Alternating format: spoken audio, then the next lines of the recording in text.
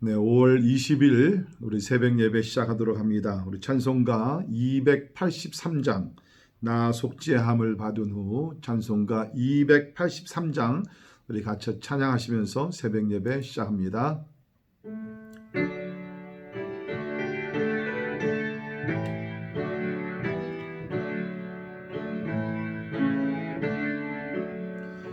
나 속죄함을 받은 후 한없는 기쁨은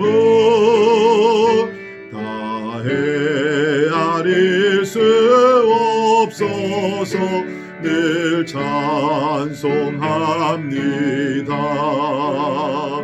나 속죄받은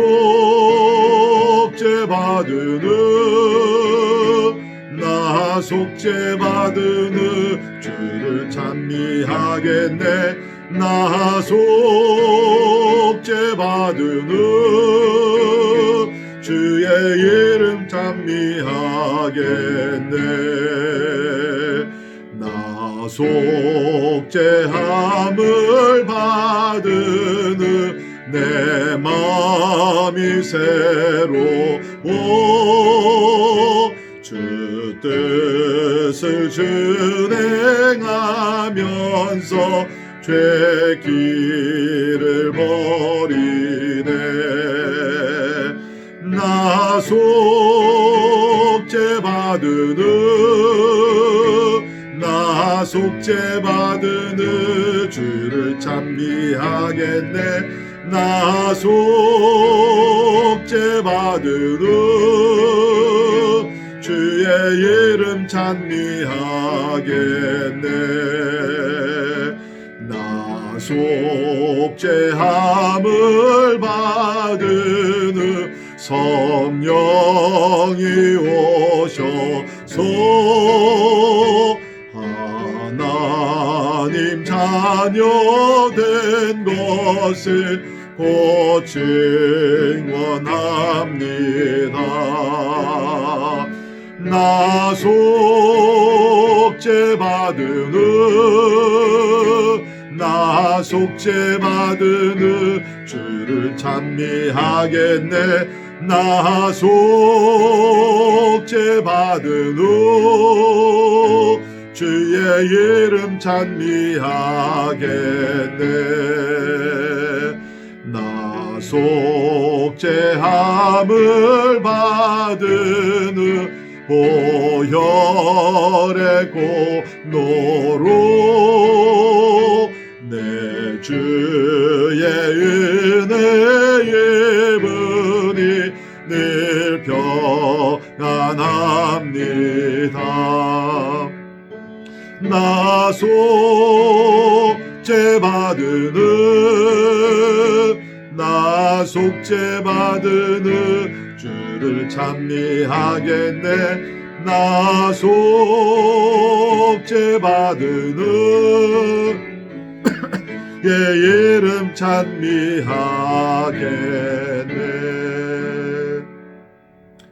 아멘. 우리 시간에 같이 기도하도록 하겠습니다. 나 속죄함 받은 것, 우리가 가장 하나님 앞에 감사할 수 있는 것은 뭡니까? 내 모든 죄가 속죄함, 용서받아서 하나님의 자녀가 되었고 이제 동의서에서 먼 것 같이 하나님께서 우리 죄를 기억지도 아니하십니다. 우리는 하나님 앞에서 의로운 자들이 된 줄 믿습니다. 이 은혜 감사하고 죄 많은 세상이지만 이제는 용서받은 죄인들로서 죄를 멀리하며 하나님을 따라서 우리가 거룩한 삶을 살기 위해서 우리 함께 같이 기도합니다. 우리의 의지로 부족합니다. 우리의 결단도 부족합니다. 성령의 인도하심이 있어야 될 줄 믿습니다. 이 시간에 기도하실 때 하나님 주의 성령으로 나와 우리 가정, 우리 교회 지켜주시고 죄악 많은 어두운 세상이지만 하나님 의로우신 하나님, 거룩하신 하나님을 따라 세상과 구별된 거룩한 삶을 살게 해달라고 우리 간절한 마음으로 기도하십니다. 특별히 우리 코로나 사태를 주님 앞에 올려드리면서 하나님 이 어려운 시간 속히 지나가게 도와주시되 하나님의 뜻이 이루어지게 하시고 우리 가운데 죄악들이 참으로 하나님 앞에서 용서함 받는 회개 역사 일어나기 위해서 우리 간절한 마음으로 우리 기도하십시다. 교회들이 부흥하게 도와주시고 하나님의 전도가 더 이제 이후에 활발하게 이루어지기 위해서 우리 같이 기도하시며 이제 멀지 않은 하나님께서 교회 문들을 다시 여셔서 우리 성도들이 성전에 모여 예배할 때 그 어느 때보다 뜨거운 찬양과 뜨거운 기도와 하나님의 말씀을 가지고 성령으로 충만한 우리 교회들이 되기 위해서 우리 함께 같이 기도하시겠습니다. 우리 노약자들을 위해서 기도하시고 또 우리 의료진들을 위해 기도하시고 하루속히 백신과 우리 또 좋은 약들이 개발되기 위해서 우리 간절한 마음으로 기도하십니다. 우리 오늘 또 선교사님들을 위해서 같이 기도하실 때 우리 오늘은 저 멀리 인도네시아 우리 미전도 종족 사역하시는 우리 교회 파송 선교사들을 위해서 기도합니다. 먼저 우리 램박 쪽을 위해 사역하시는 로날 따디샤우 선교사님을 위해서, 그리고 람풍 웨이카난 쪽을 위해 선교하시는 펠리스 게아 선교사님을 위해서, 그리고 우리 라나우 쪽을 위해서 선교하시는 우리 사무엘 루스만 선교사님 가정들을 지켜주시고, 그곳에도 코로나 바이러스가 들어갔습니다. 하나님 확진되지 아니하도록 주님께서 확산되지 않도록 보호해 주시고 우리 사역자들 담대함으로 지켜주시고 은혜 가운데 사역의 열매를 맺기 위해서 우리 간절한 마음으로 기도하시며 우리 살고 있는 우리 미국과 우리 대한민국 더욱더 이 어려운 때 하나님을 붙들고 영적으로 새롭게 되고 부흥하는 은혜가 있기 위해서 우리 제목들 놓고 다 같이 우리 한 목소리로 기도하도록 하겠습니다. 기도하겠습니다. 사랑과 은혜가 충만하신 하나님, 또 새벽에 주님 앞에 나와 찬송하며 기도의 재단 쌓게 하시니 감사합니다. 하나님, 우리 같은 죄인들을 사랑하셔서 그 무서운 많은 죄들을 아버지 예수 그리스도의 십자가의 보혈로 정결하게 하시며 아버지 이제는 우리 하나님 앞에서 용서받는 하나님의 의인들로서 하나님 앞에 감대해 나가게 하심을 감사합니다. 하나님이여, 죄 용서하심의 은혜가 있었기에 우리가 이제 참 지성소로 들어가 하나님을 찬양하며 또 하나님을 향해서 아바 아버지라 부르며 아버지 나의 하나님 나의 예수님과 동행하는 거룩한 삶을 살게 하심이니다여 감사를 드립니다. 하나님, 그러나 우리는 아직도 죄 많은 세상에 살고 있습니다. 주여, 우리가 세상과 멀리 살 수는 없지만 주님 아버지 안에 우리가 구별된 삶을 살게 하여 주시옵소서. 진리의 말씀을 따라 아버지 하나님 영적 분별력을 가지고 죄악을 멀리할 수 있도록 도와주시고 항상 하나님의 거룩하심을 쫓아가는 믿음의 성도들이 다 되게 하여 주시옵소서. 특별히 어려운 시간 동안 하나님 우리 노약자들 하나님께서 도와주시고 건강을 지켜주시고 약해지지 말도록 주께서 은혜를 베풀어 주시기를 기도합니다. 우리 빅백션 자매들을 비롯하여 우리 이용호 집사님과 또 제 아내와 아버지 하나님 우리 사랑하는 아버지 또 이원영 선교사님, 김요한 선교사님, 그 외에 하나님 60년의 간자들 불쌍히 여기셔서 아버지 하나님의 은혜를 베풀어 주시기를 간절히 기도하옵나이다. 병원에서 수고하는 아버지 의료진들 함께 해주시고 아버지 하나님이여, 참 백신과 약이 빨리 개발되어서 많은 사람들을 치료할 수 있도록 은혜를 베풀어 주시기를 원합니다. 오늘 특별히 또 인도네시아 사역하시는 우리 주의 종들 주 앞에 올려드립니다. 로날 따디샤우 선교사를 통해서 주님 아버지 램박 쪽에 수많은 영혼들 예수 믿고 주님 앞에 돌아오게 하여 주시옵소서. 아버지 또한 우리 사랑하는 펠리스게아 선교사를 통하여 람풍웨이 카난족이 복음을 듣게 하시고 교회가 개척되게 하시고 아버지 흑암의 권세가 사라지게 도와주시고 주님 앞에 나오는 역사 있게 해주시기를 원합니다. 아버지 또한 우리 사무엘 루스만 선교사님 기억하시고 아버지 저희 가정을 축복하시며 아버지 관계점들을 통해서 많은 우리 무슬림들이 예수 믿고 주님 앞에 돌아올 수 있도록 하나님의 은혜를 베풀어 주옵소서. 아버지 하나님, 그 외에 우리 모든 선교사님들 기억하시고 오늘 예수 안에 승리할 수 있도록 하나님이 도와주시옵소서. 하나님을 찬양합니다. 경배합니다. 하나님 임재하여 주시옵소서. 오늘도 살아 역사하시며 하나님의 백성의 찬양 가운데 거하시는 우리 주님을 찬양하며 경배를 드립니다. 아버지, 참 우리는 약합니다. 하나님의 도움이 필요한 자들입니다. 그러나 먼저 감사한 것은 우리의 모든 죄악을 다 용서해 주시고 아버지 이제는 우리가 하나님 앞에 의로운 자들이 되어서 하나님의 백성, 하나님의 자녀로 하나님을 향하여 아바아바지라 부르며 주님과 동행하는 삶을 살게 해주시니 감사합니다. 아버지, 참으로 죄가 우리를 정죄하지 못하며 죽음의 권세가 우리를 누리지 못한 것을 저희들이 알고 있습니다. 하나님 예수 안에 늘 승리하게 도와주시고 하나님이여, 예수의 은혜 가운데 아버지 우리가 진리의 길을 쫓아가게 도와주시고 하나님이여, 내가 거룩하니 너희도 거룩하는 하나님의 말씀을 따라 늘 거룩한 삶을 살 수 있도록 하나님 도와주시옵소서. 오늘도 선교지에서 수고하는 우리 모든 선교사님들 기억하시되 특별히 인도네시아 모슬렘권에서 사역하시는 우리 주의 종들 하나님 긍휼히 여겨주시고 능력 주시고 코로나 팬데믹 기간 동안 특별히 보호하여 주시사 한 사람도 어려움을 당하지 않게 하시고 아버지 오히려 이것이 전대의 문을 여는 축복의 시간이 될 수 있도록 하나님 은혜를 베풀어 주시옵소서. 우리 대한민국과 하나님 우리 미국을 특별히 기억하셔서 아버지 하나님의 참 이 재앙의 날이 속히 지나가게 도와주시고 어려울 때 교회들이 엎드려 기도하게 하시며 부르짖는 간구와 기도를 통하여 하나님께서 하늘의 문을 여시고 자비를 베풀어 주시기를 간절히 기도하옵고 원합나이다. 하나님 우리는 고통스럽지만 이 가운데 하나님의 놀라운 뜻이 또 있는 줄 믿습니다. 하나님의 선하신 하나님이며 좋으신 하나님이며 완전하신 하나님인 줄 믿사오니 하나님이 이 하나님을 신뢰하며 하나님 우리가 믿음으로 승리할 수 있도록 도와주시옵소서. 오늘도 우리가 함께 말씀을 통해서 은혜 받기를 원합니다. 어려울수록 더욱더 진리의 말씀을 붙들고 하나님 앞에 가까이 가며 주님과 호흡하며 승리하는 주의 백성들 되게 하여 주옵소서. 존귀하신 예수님 이름으로 간절히 기도하옵나이다. 아멘. 아멘. 오늘 함께 보신 하나님의 말씀 우리 신명기 21장 1절에서 14절에 있는 말씀입니다. 신명기 21장 1절에서 14절 구약성경 293페이지입니다. 봉독해 드립니다. 내 하나님 여호와께서 내게 주어 차지하게 하신 땅에서 피살된 시체가 들에 엎드려진 것을 발견하고 그 쳐 죽인 자가 누구인지 알지 못하거든 너희의 장로들과 재판장들은 나가서 그 피살된 곳의 사방에 있는 성읍의 원근을 잴 것이요 그 피살된 곳에서 제일 가까운 성읍의 장로들이 그 성읍에서 아직 부리지 아니하고 멍에를 매지 아니한 암송아지를 취하여 그 성읍의 장로들이 물이 항상 흐르고 갈지도 않고 씨를 뿌린 일도 없는 골짜기로 그 송아지를 끌고 가서 그 골짜기에서 그 송아지의 목을 꺾을 것이요 레위 자손 제사장들도 그리로 갈지니 그들은 내 하나님 여호와께서 택하사 자기를 섬기게 하시며 또 여호와의 이름으로 축복하게 하신 자라 모든 소송과 모든 투쟁이 그들의 말대로 판결될 것이니라. 그 피살된 곳에서 제일 가까운 성읍의 모든 장로들은 그 골짜기에서 목을 꺾은 암송아지 위에 손을 씻으며 말하기를 우리의 손이 이 피를 흘리지 아니하였고 우리의 눈이 이것을 보지도 못하였나이다. 여호와여 주께서 속량하신 주의 백성 이스라엘을 사하시고 무죄한 피를 주의 백성 이스라엘 중에 머물러 두지 마옵소서 하면 그 피 흘린 죄가 사함을 받으리니 너는 이와 같이 여호와께서 보시기에 정직한 일을 행하여 무죄한 자의 피 흘린 죄를 너희 중에서 죄할지니라.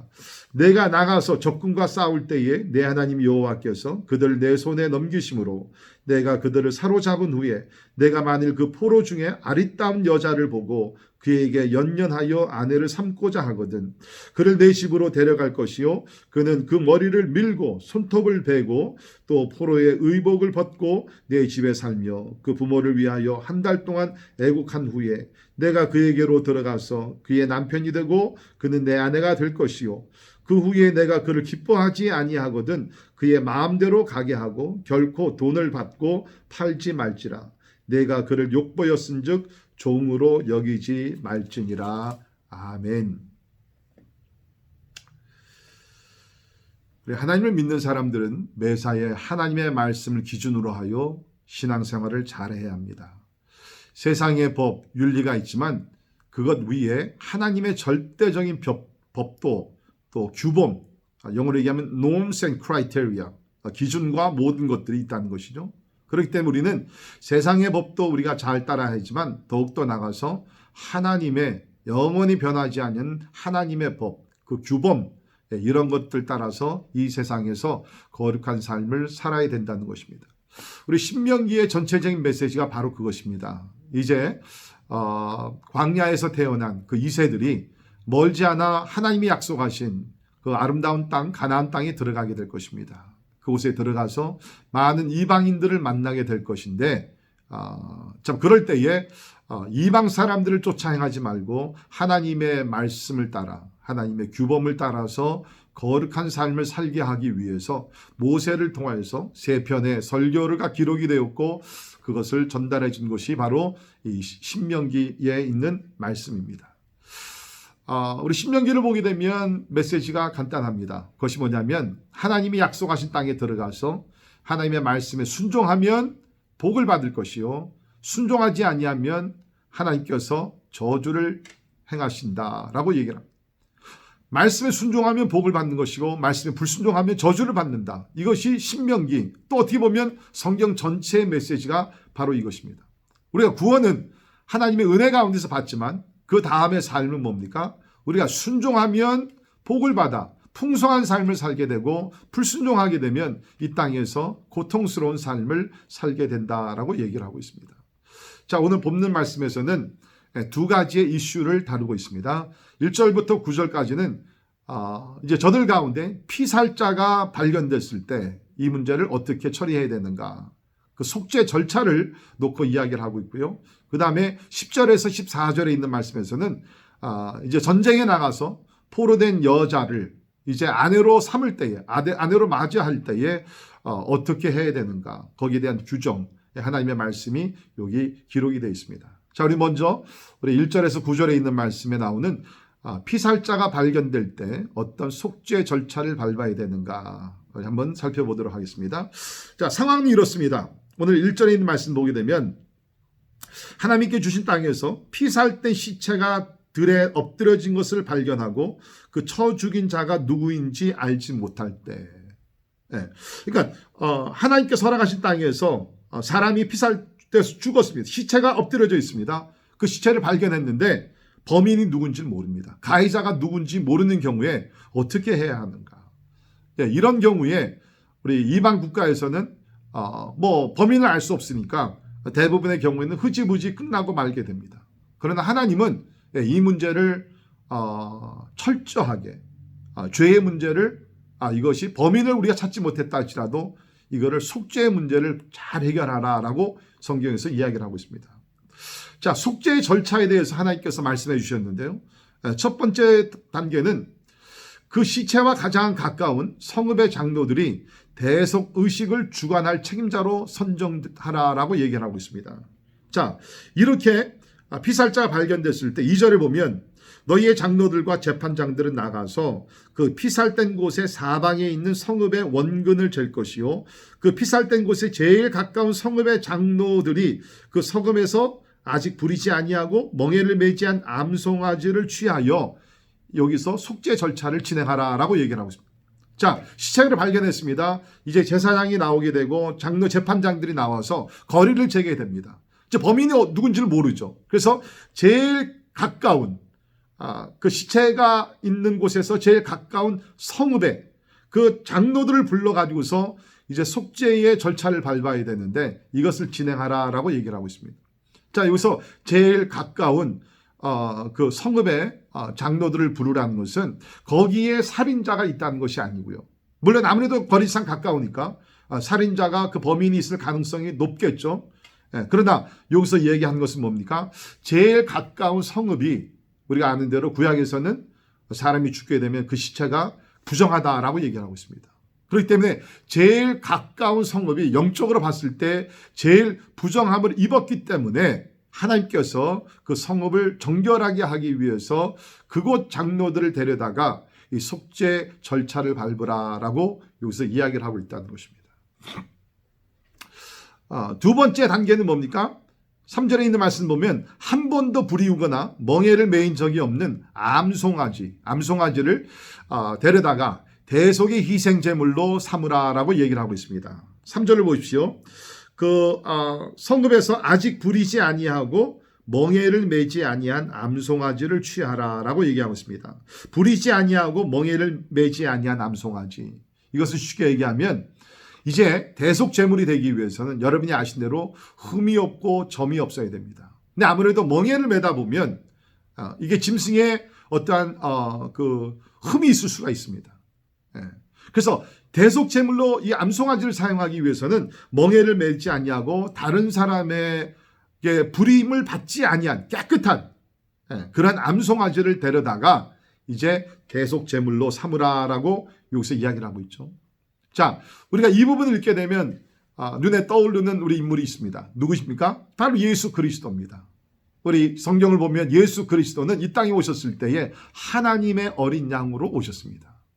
여러분이 아시듯 구약에서 사람들이 죄 용서를 받기 위해서는 흠도 없고 점이 없는 깨끗한 양을 데려다가 잡아서 그 피를 가지고 하나님 앞에 나아가 제사장들이 대속 제물로 드렸을 때에 하나님께서 그 피를 받으시고 이스라엘 백성들의 죄를 용서하셨습니다. 이제 그 제도가 여기 적용이 된다는 것이죠. 예. 여러분이 아시는 대로 구약의 그러한 대속 제물의 그러한 제도는 뭡니까? 장차 오실 예수 그리스도를 예표하는 그러한 사건들이었던 것을 우리는 잘 알고 있습니다.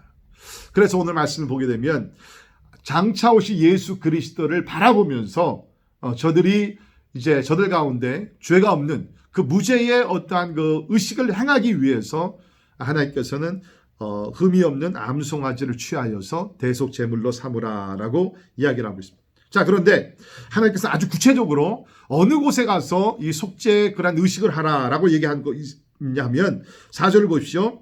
항상 흐르고 갈지도 않고 씨를 뿌린 일도 없는 골짜기로 송아지를 끌고 가서 거기서 송아지의 목을 꺾으라라고 얘기를 하고 있습니다. 자, 오늘 여기 말씀을 보게 되면 항상 물이 흐르고 팔레스틴에는 지형적으로 물이 흐르는 좁은 골짜기가 많이 있는 곳입니다. 그래서 암송아지를 끌고 가서 물이 항상 흐르는 곳에서 송아지의 목을 꺾어서 피가 나겠죠. 그러면 뭡니까? 물이 흐르는 곳에서 이 일을 행하기 때문에 그 피가 물에 흘러 내려가게 된다는 것입니다.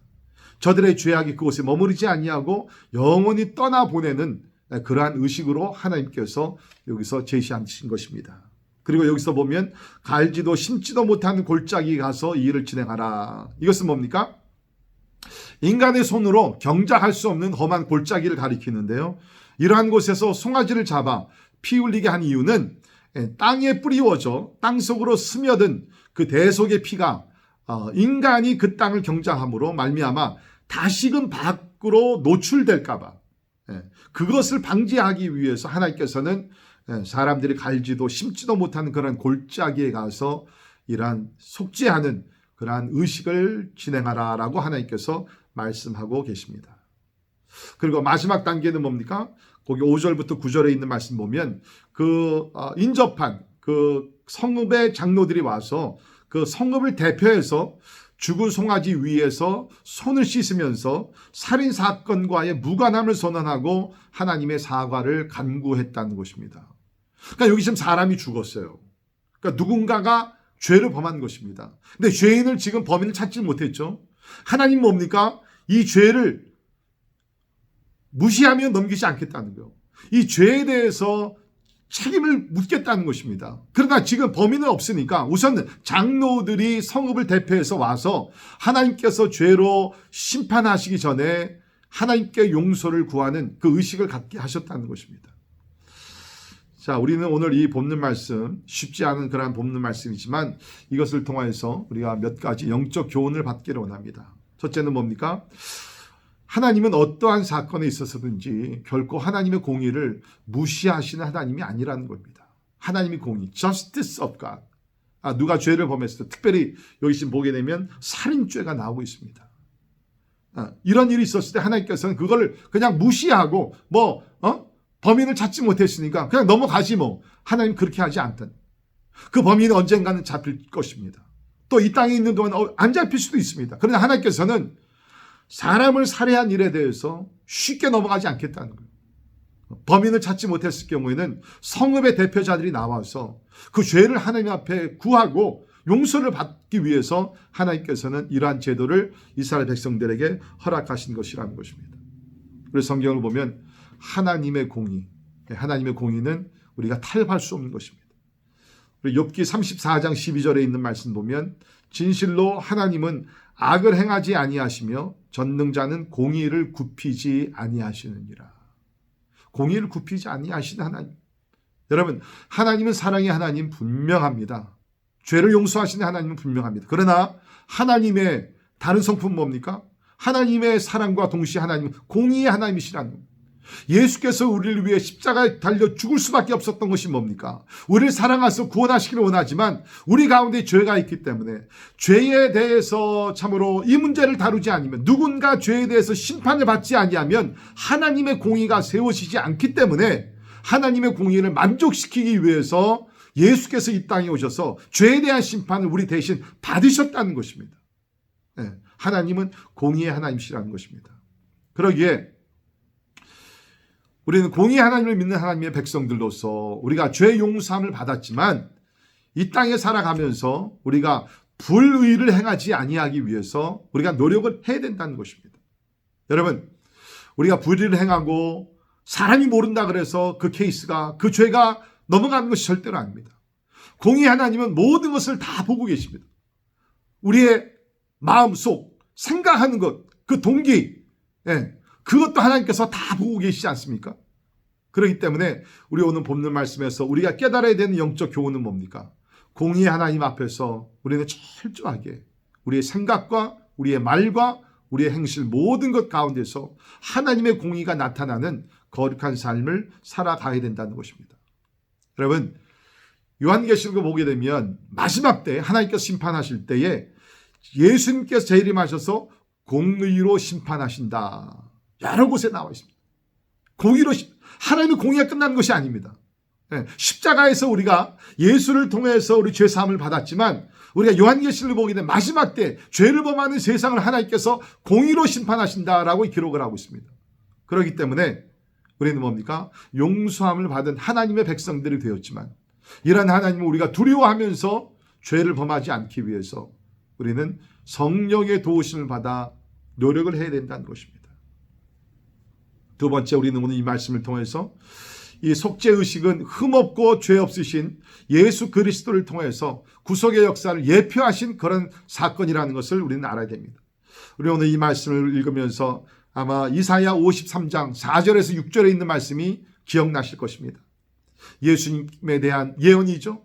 그는 실로 우리의 질고를 지고 우리의 슬픔을 당할거늘 우리는 생각하기를 그는 징벌을 받아 하나님께 맞으며 고난을 당한다 하였노라. 그가 찔림은, 예수께서 찔림은 우리의 허물 때문이요 그가 상함은 우리의 죄악 때문이라. 그가 징계를 받음으로 우리가 평화를 누리고 그가 채찍에 맞음으로 우리는 나음을 받았도다. 우리는 다 양 같아서 그를 행하여 각기 제 길로 갔거늘 여호와께서는 우리 모두의 죄악을 그에게 담당시키셨도다. 본문에 나오는 암송아지가 무엇입니까? 어린 양이 되시는 예수 그리스도라는 겁니다. 우리의 허물 때문에, 우리 죄악 때문에 죽으신, 십자가에 달리신 그 예수 그리스도, 그가 우리를 위해서 찔림을 받고 죽으심으로 인하여서 우리는 죄 용서함을 받고 하나님과 평화를 누리게 되고 우리가 뭡니까? 주께서 채찍에 맞음으로 우리는 나음을 입었다고 성경에서 이야기를 하고 있습니다. 그렇기 때문에 우리는 이러한 본문 말씀 볼 때마다 다시 한번 우리를 대신하여 죽으신 예수 그리스도의 그 아름다운 존귀하신 그 사랑을 늘 감사하면서 공의로우신 하나님 앞에서 의로운 삶을 살기 위해서 노력해야 될 줄을 믿습니다. 자, 이제 우리 그 다음 부분에 나오는 우리 10절에 14절에 나오는 포로로 잡은 여자와의 결혼 그 규정에 대해서 우리 잠깐 살펴보도록 하겠습니다. 오늘 이 말씀 우리 10절부터 14절에 있는 말씀 보게 되면 상황이 이렇습니다. 이제 이스라엘 백성들이 나가서 이방 나라들과 이제 전쟁을 했을 때 승리하고 돌아올 때에 저들 가운데 그 포로 중에서 여기 보니까는 아리따운 여자를 보고 그에게 연연하여 아내를 삼고자 하거든. 여기 보니까는 아리따운 여자는 이렇게 참 무엇보다도 아리따워야 되는 것 같습니다. 아무튼 간에 여기 보니까는 이방 여인이지만 외모를 보고 참 사랑을 하고 아내를 삼고자 했을 때에 하나님께서 허락을 하십니다. 가나안 사람들은 하나님께서 허락지 아니하시지만 그 외에 이방 나라의 사람들 하나님께서 허락하셨죠.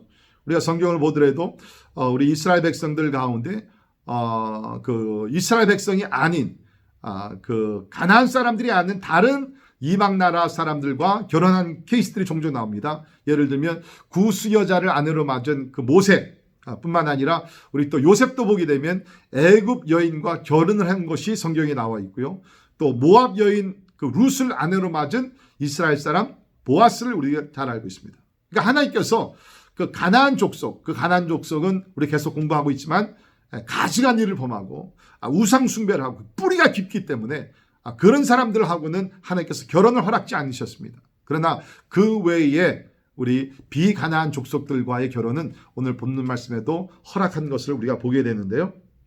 아무튼 간에 이러한 비가나안 여인을 아내로 맞을 때 어떠한 절차를 밟아야 되는가 구체적으로 말씀합니다.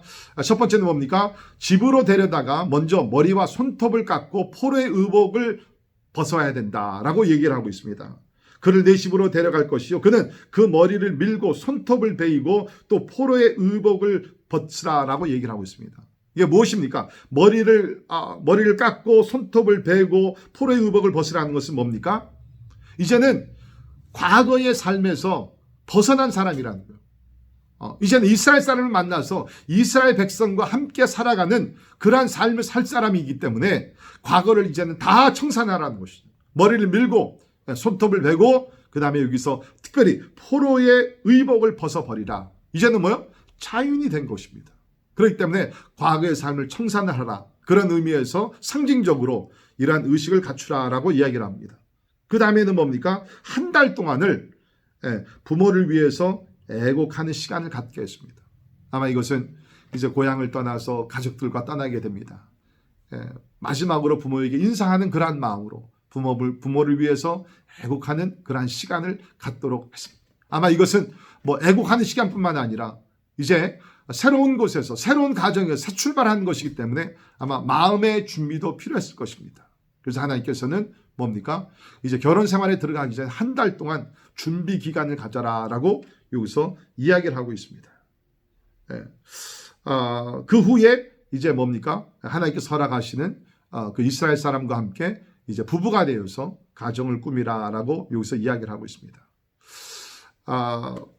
그러나 그 14절에 있는 말씀 보면 뭐 어느 부부나 마찬가지로 살다 보면 여러 가지 뭐 회의도 느낄 수 있고 또 부부의 문제도 일어날 수 있지 않겠습니까? 특별히 이제 이방 사람과 결혼했기 때문에 이제 이스라엘 사람이 오늘 말씀을 보게 되면 더 이상 사는 것을 기뻐하지 아니하거든. 이제 아내를 내보내려고 했을 때 여기서 어떻게 합니까? 보면 그의 마음대로 가게 하고 과거에는 포로인이었습니다. 그러면 이젠 자유인이 됐기 때문에 자유인의 권세를 가지고 마음대로 결정해서 나갈 수 있게 해주라라는 말씀입니다. 뿐만 아니라 결코 돈을 받고 팔지 말지니라 했습니다. 이건 뭡니까? 과거에는 포로였어요. 노예였습니다. 그렇기 때문에 그 당시에는 돈을 주고 이렇게 사기도 하고 팔기도 했습니다. 그러나 이제 하나님께서 뭡니까? 이제는 하나님의 백성이 사서 자유인으로서 자유인과 함께 가정생활했던 사람이기 때문에 이제는 그 여인을 내보낼 때에 돈을 받고 팔지 말라라고 하나님께서 말씀하십니다. 하나님은 인간의 존엄성, the dignity of human, 인간의 존엄성을 인정하시면서 더 이상 노예로 팔지 말라라고 하나님께서 말씀하십니다. 그 이유가 내가 그를 욕보였은즉 종으로 여기지 말지니라. 여기 욕보였다는 것은 정신적으로 신체적으로 피해를 주었다는 것입니다. 이렇게 피해를 주었기 때문에 너는 더 이상 종으로 여기지 말라라고 하나님께서 말씀하십니다. 자, 우리는 오늘 이 말씀 보게 되면서 특별히 포로된 여인이 이제 그 자유인 이스라엘 사람을 만나서 이렇게 새 출발을 하는 그 결혼 생활을 하게 되는 그 모습을 잠깐 우리 묵상을 하면서 영적으로 우리가 한번 적용할 수 있기를 바랍니다. 우리 영적으로 적용하다 보면 사실 우리는 예수님을 만나기 전에 뭡니까? 우리도 세상에서 마귀의 자녀들로서 마귀의 포로가 되어서 살던 사람들입니다. 그런데 하나님께서 그리스도를 우리에게 보내셔서 우리 대신 대가를 지불하시고 하나님께서 우리를 뭡니까? 사주셨습니다. 이제는 우리가 자유인이 되었다는 것입니다. 대속물이라는 것은 노예 값을 지불하고 사듯이 하나님께서 죄로 인하여서 마귀의 종이었던 노예였던 우리를 예수 그리스도의 몸값을 지불하고 우리를 사셨다는 것입니다. 이제는 우리가 어떤 사람입니까? 하나님의 사람이 되었습니다. 자, 그러기 위해서는 오늘 말씀 보게 되면 머리를 밀고 손톱을 베고 그 다음에 포로의 옷을 벗으라라고 얘기했습니다. 저는 이것을 우리 삶에 적용할 수 있기를 바랍니다. 이제 우리가 예수를 믿어서 신랑 되신 예수님과 함께 결혼한 신부가 되었다 그러면 과거의 삶을 과감하게 우리는 청산을 해야 된다는 것입니다. 옛 모습을 버려야 된다는 것입니다. 사도 바울은 이것을 에베소 4장 22절부터 29절까지 이런 말씀을 기록을 했습니다. 너희는 유혹의 욕심을 따라 썩어져 가는 구습을 따르는 옛사람을 벗어버리고 보십시오. 옛사람을 벗어버리라는 것입니다. 오직 너희의 심령이 새롭게 되어 하나님을 따라 의와 진리의 거룩함으로 지으심을 받은 새 사람을 입으라. Do you see? 옛사람을 벗어버리고 새 사람을 입으라라고 얘기하고 있습니다. 새 사람이 입어야 되는 의로운 옷은 무엇입니까? 거짓을 버리고 각각 그 이웃과 더불어 참된 것을 말하라. 이는 우리가 서로 지체가 됨이라. 분을 내어도 죄를 짓지 말며 해가 지도록 분을 품지 말고 마귀에게 틈을 주지 말라. 도둑질하는 자는 다시 도둑질하지 말고 돌이켜 가난한 자에게 구제할 수 있도록 자기 손으로 수고하여 선한 일을 하라. 무릇 더러운 말은 너 입 밖에 내지 말고 오직 덕을 세우는데 소용되는 대로 선한 말을 하여 듣는 자들에게 은혜를 끼치게 하라. 아멘. 옛사람의 옷은 뭡니까? 더럽고 추악한 것들입니다. 죄악된 것입니다. 이제 하나님은 그리스도 안에서 새 사람을 입으라. 새 사람 무엇입니까? 거짓을 버리고 참된 말을 하는 것입니다. 분을 내어도 우리가 악을 품지 않는 것입니다. 도둑질하는 것을 멈추고 우리가 열심히 일해서 가난한 자들을 우리 구제하는 것이 새 옷을 입는 것입니다. 더러운 말을 멈추고 뭡니까? 유익된 은혜로운 말을 우리가 서로 나누는 것이 이것이 의로운 새로운 옷을 입고 사는 것이라는 것입니다. 오늘 이 말씀을 우리 삶에 적용하면서 사랑하는 성도 여러분, 이제 우리 옛 사람의 옷을 다 벗어버립시다. 그건 더러운 옷입니다. 불결한 옷입니다. 불의한 옷입니다. 이제 예수 그리스도의 십자가의 보혈로 정결한 깨끗한 사람으로 만들어 주셨는데 이 하나님의 백성의 그 신분에 어울리는 깨끗한 옷을 입고 이제 우리 새로운 삶을 살고 거룩한 삶을 살고 그래서 하나님 앞에 영광을 돌리는 하나님의 자녀들이 되기를 주님의 이름으로 축원합니다. 기도하겠습니다. 죄로 인하여 죽었던 우리를 예수 그리스도로 말미암아 참으로 다 죄를 용서하여 주시고 거룩한 하나님의 백성으로 삼아주신 놀라우신 하나님의 사랑 예수님의 은혜를 찬양하며 경배를 드립니다.